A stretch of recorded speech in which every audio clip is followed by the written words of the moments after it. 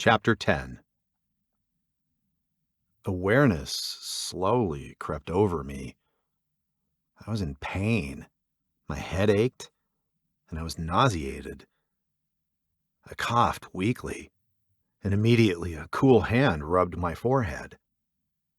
I heard a voice I couldn't identify at once call, "Almondo!" There were footsteps. I opened my eyes and through a haze saw Almondo bending over me. He had some strange instrument composed of two rubber tubes, the ends of which were in his ears, the other end terminating in a cold and annoying bit of metal, which he applied to my chest in various places. I mumbled something and turned my eyes to Gloria. She stood on the other side of the bed, watching me intently. At that moment, I felt a bump at my feet and saw Almondo had set a small leather bag on the bed. He brought out something which I couldn't see. I looked back at Gloria, and as I did so, I felt a sharp pain in my arm. I tried to pull my arm away, but Almondo held it firmly. A moment later, Almondo held up a small glass device with a sharply pointed metal needle in one end. "Crude, but efficient," he said. "What's that?" I murmured.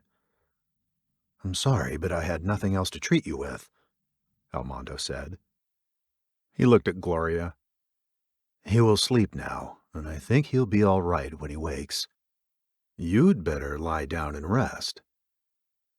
I heard the last words fade to a vague, indefinable deadness. I closed my eyes again and allowed the black waters to roll over me. When I awoke, I felt much better. My mouth was dry, and my lips were sore, but my body didn't ache as much as before, and I was aware of who I was and where I was. A vague sound, the merest suggestion of a sigh, caused me to open my eyes. Gloria was sitting in a chair beside my bed. Her head was lying on my hand. Her eyes were closed, and she looked very weary. I didn't move for a long time, but lay there, thinking. Obviously, I'd been ill, but I couldn't imagine why. I wondered how much time had passed. I wondered if Almondo had found you. I wondered many things. I must have made some sound, for Gloria awoke. "Hello," I said. She yawned. "Are you feeling better?" she asked. "I can't remember how I felt before, but I probably am." She smiled and yawned again. "How long have I been here?" I asked.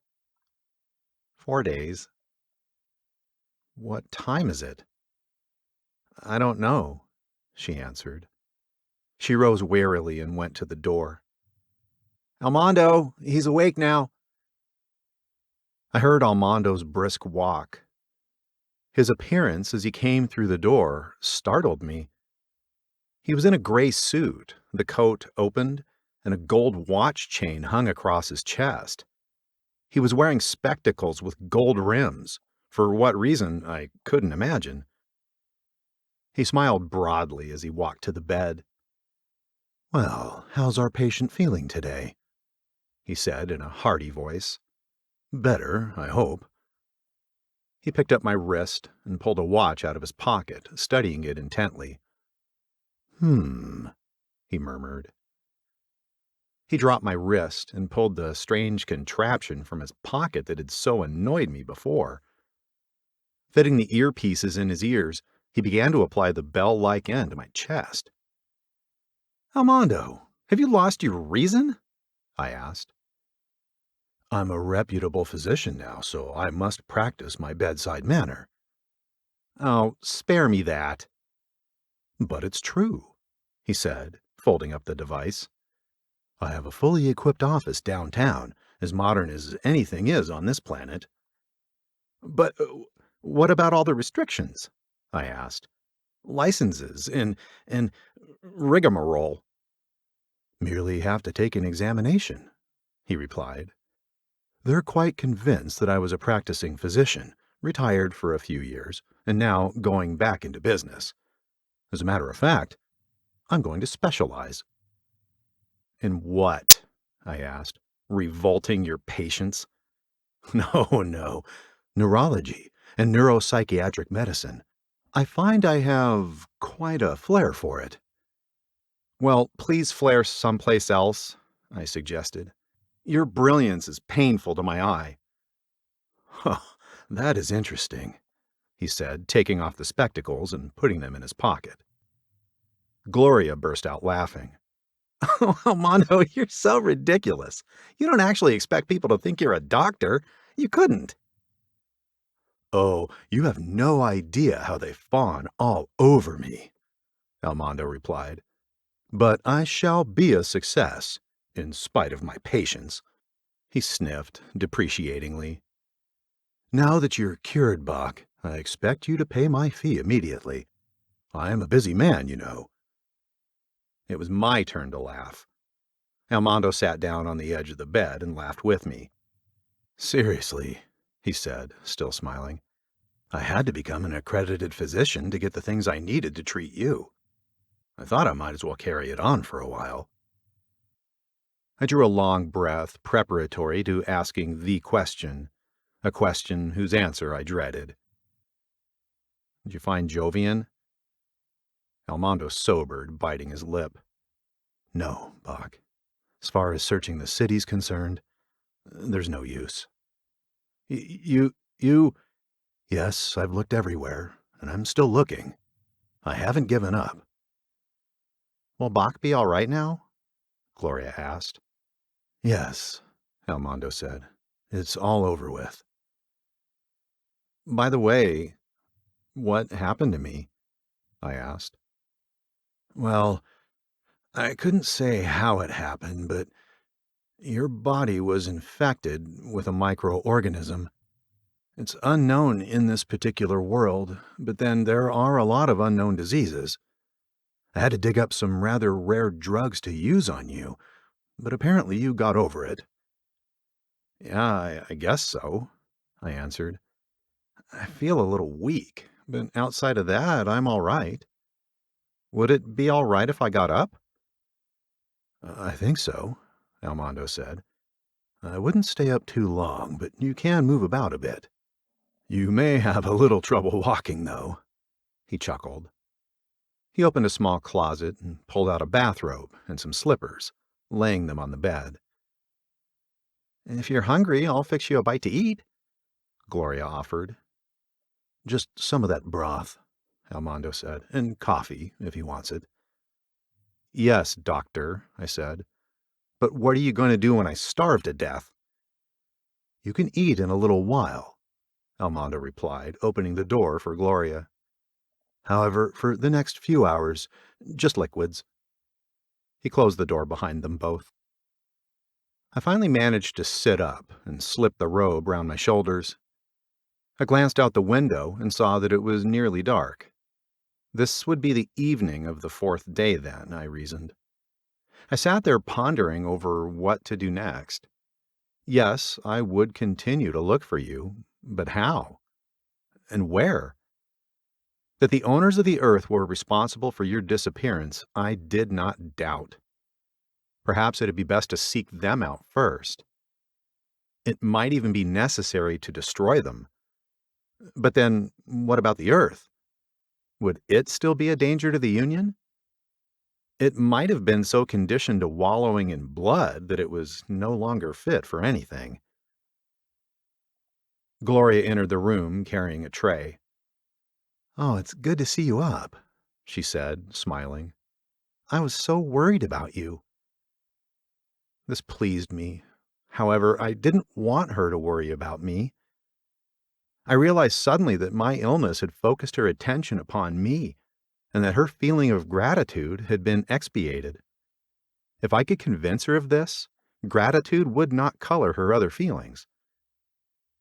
I don't imagine I would have survived if it had not been for you, I said.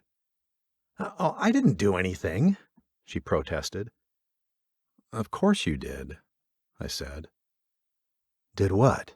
Almondo asked, coming through the door. I just told Gloria that except for her, I probably would have died. I noticed that she fidgeted nervously. In fact, I owe my life to her. Probably is too mild a word, Almondo replied. You undoubtedly would have died without her. This shocked me. I hadn't considered the possibility that what I had said was true. I had only intended to make it seem so. I don't see how, Gloria said, flushed. I didn't do anything. You did it all. Almondo grunted. The day he fell ill, he stated authoritatively, you cared for him. You kept him warm. You made him drink water. How? I don't know, but you did. The rest of that night, you kept him from dehydration, which would have been fatal. The next day, I was able to get equipment to work with and medicines, but the blood germicide which I gave Bach absolutely failed to work. If I had to leave him alone afterward when I went after supplies, his chance of recovery would have been materially lessened. Even in his delirium, you somehow managed to talk to him, get him to do things, to swallow pills. He wouldn't do it for me, so I can only say that I helped you pull him through. Gloria was terribly embarrassed by this, and I might add, so was I. Nonetheless, I could see that it achieved what I wanted, for she felt she had returned the favor. I'd saved her life, she had saved mine. I alone realized how much more I owed to her. Well, she sighed, it's all over. Let's not talk about it anymore. Nothing could be closer to my desires, I said, drinking some of the broth. This is good. Almondo, you should become a cook. Gloria fixed it, Almondo replied, self-satisfied. I took another sip, then grinned at Almondo. I suppose you've done something these past 4 days. Indeed I have, he answered, seriously. When you've finished that broth and coffee, I have something to show you. I turned my thoughts to you then, attempting to probe outward. I couldn't seem to make my thoughts project, and then I remembered the screen. It was comforting to know that we were safe from detection, but you weren't safe, not safe at all. Somehow, some way, we must find you, I decided. I would devote the remainder of my life to the task. I sipped the last of the broth and drained the coffee. Well, I guess I'm ready to see whatever it is, I said. I slid gingerly off the bed. Gloria slipped an arm around my shoulders to steady me. I slid my feet into the slippers and found I was able to stand. Gloria held onto my arm as we followed Almondo out of the room and down the hall to our workshop. He opened the door and stood aside so that I could enter. I stepped through the doorway and stopped short, amazed. The entire room had been lined with copper sheeting, and in place of wires strung all over the floor and temporary benches, it was now a neat laboratory. The equipment that operated the thought screen had been placed in one corner. There was only one exposed cable, which ran straight upward to the insulator in the ceiling. To the right of this, a laboratory bench ran the length of the room. It had cabinets on the front and glass shelves above. On its top were gleaming scientific instruments of all kinds. On the other side of the room, there were cabinets and bookshelves, well filled. In place of the little writing desk in front of the windows, there was now a modern steel desk holding the typewriter and recorder I'd purchased, and 2 office chairs stood beside it. In the center of the room, there was a table containing a complicated instrument whose purpose I couldn't fathom. Almondo patted this thing lovingly. This is a spectroscope," he said, "a device for analyzing and determining the chemical constituents of an object. This is going to find Jovian." "What?" I asked incredulously. "How?" "It is a bit complicated," Almando replied, "but I'll explain. I am something of a scientist, you know, so I set out to find a difference between you and I and the rest of this world. Jovian would share this difference." Yes, I suppose, but why?" Almando grinned triumphantly. "On this world, there are two elements out of those available which are almost non-existent. On our world, they exist to a much greater degree. One of these, number 85 in this world's system of enumeration, happens to be present in your body, in mine, and in Jovian's in detectable quantities, something more than detectable, I might add. It is because of compounds of this element that minor food poisonings and autointoxication do not affect us. It's why Gloria must sleep, and also why you too must sleep. Without the catalytic action of these various salts, the body is unable to throw off its own toxins rapidly enough.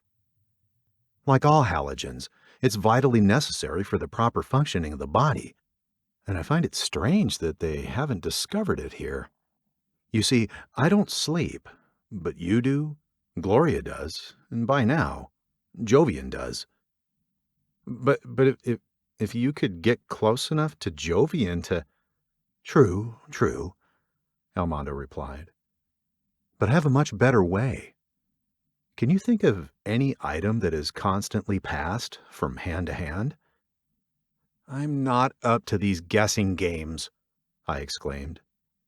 Money, Almando stated, especially copper money. It means nothing to me, I replied. Perhaps I've been ill too long. I shall explain then. Almando turned and snapped some switches on the side of the machine. Looking closer, I saw there was a small bucket underneath and a sort of hopper at the top. Gloria and I rigged this up like this. There's 3 photoelectric cells connected with a signal.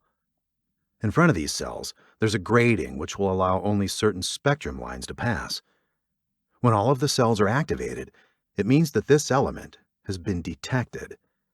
Then, the amplifier activates this little solenoid, which automatically throws the coin out this chute. He pointed to a little metal tray. You see, once having found an object handled by Jovian, we can follow this coin backward by perception. It sounds marvelous, I said doubtfully. But does it work? Well, as I told you, Almando continued, this rare element, rare on this planet, is in my body. It has not been precipitated, so if I handle a coin, it won't be altered. You, however, have eaten untreated food, food containing certain organic chemicals that combine with and precipitate this element, which is then excreted, particularly through the skin. I scratched my chin thoughtfully. Do you mean that I'll have to go on sleeping now? I didn't know it before, Bach, but this element is so rare that your body cannot absorb a new supply. Unfortunately, there's almost no way I can recover what you're wasting without soaking it off your skin and recombining it into a soluble salt for you to ingest. I'm afraid that it's impractical because it'll take several years for you to excrete it all, although what is in your body now is of no use to you. You will just have to sleep, as will Gloria and Jovian, until such time as we can either obtain enough of this element to treat you, or until we obtain food from our own planet. But what of this element? I asked. Is there none at all on this earth? Almando sighed. Very little. I will wager that the greatest concentrations are in our bodies. This is a disadvantage to a certain extent, but it is a sure way of finding Jovian. Now, to demonstrate. He reached into the container of pennies and pulled one out. "I've handled none of these with my fingers," he said, "except this one. I buy them in rolls from the bank. Now, you pick one out and be careful not to touch the others." I bent over and selected a penny. "Can you remember it?" Almondo asked. I studied the coin. "I will know it again," I said. "Very well." Almondo turned to the machine, picked up a little pail of pennies, and dumped some in the hopper. "Drop yours in," he instructed. I did. He sprinkled some more pennies into the hopper, dropped his in, then spilled the rest on top. "Now, watch what happens." He snapped another switch and pressed a lever. A bright light came on within the machine. Almondo peered through a darkened glass observation port, making some adjustment. Then he threw the final switch. There was a whirling noise as coins began to rattle into the bucket. After a short pause, a chime sounded, and one penny rattled into the tray on the side of the machine. The rest of the coins continued to fall like hail until they were all in the bucket. I walked over and looked at the penny in the tray. It was mine. "Well, it works all right," I said. "But will it find Jovian?" "Yes, I think so," Almondo replied. "You see, this is my hypothesis. If Jovian had died, I would have discovered it. As you know, for several hours after death, the mind and its memories are available. I was careful to look for this, and I feel I can say there is a reasonable certainty that Jovian didn't die. Indeed, there would be no reason to remove Jovian from this house if death were the objective." I nodded in agreement. "Then Jovian could be hidden in a house like this one, under a thought shield such as we've built. However, I can detect such a shield, and I was watching for this also. Then, too, Jovian couldn't be held captive without some sort of protection to prevent a mental search." "I have considered all this," I said. "To me, it seems to remove all possibilities, unless Jovian has been taken from this planet." "We cannot overlook that possibility," Almondo replied. "But there is a better way to hide a person." I stared at him blankly. "Of course!" I exclaimed excitedly. "Of course!" "Precisely. Give Jovian a false set of memories, keep the mind under control for a while, and your prisoner becomes just another penny in the bucket." He rattled the bucket of coins. I pondered this for a moment. "But why? Except for a hostage." "Yes," Almondo replied, nodding. "A hostage. Alive, Jovian is a value. While Jovian lives, they have a lever which I do not doubt will be used, and we'll probably feel that lever as it is moved against us. That's why I rushed to build this machine. I'm quite sure I was undetected, hence we will find Jovian. Then," he spread his palms, "they have no hostage." "It will work! Almondo, you're magnificent! Now, you must show me how to work this thing." "Easy, easy," Almondo said. "You just got out of bed. You must go back and sleep, or at least rest." "But I'm not the least bit tired," I protested. "You're merely interested in the idea," Almondo replied. "You know it works, so relax. Don't get excited. We needn't rush." "I suppose," I sighed. Gloria smiled. "Remember, you've been very ill. You should be careful for a few days." Carefully, but firmly, the two guided me back to my room. "You can have more food, if you wish," Almondo said, after I was in bed. I sighed. "Not now. Perhaps later. I shall rest a bit first." Almondo smiled knowingly as I lay back. I rested for a while, thinking of you and how that soon we would find you. And presently I slept.